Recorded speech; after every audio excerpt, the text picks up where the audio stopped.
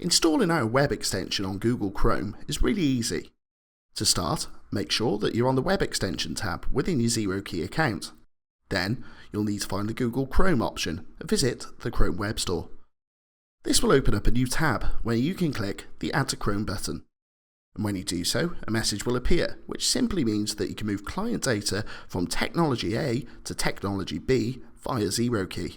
For example, this could mean moving client data from your back office in Teleflow to the platform Transact via our web extension. And as soon as you select Add Extension, you should then see a notification in the top right of your browser, informing you that it's been successfully installed.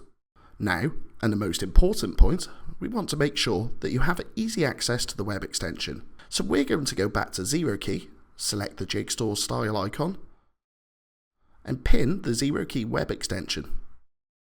This makes sure that the blue smiley face is easily visible and accessible at the top of your web browser.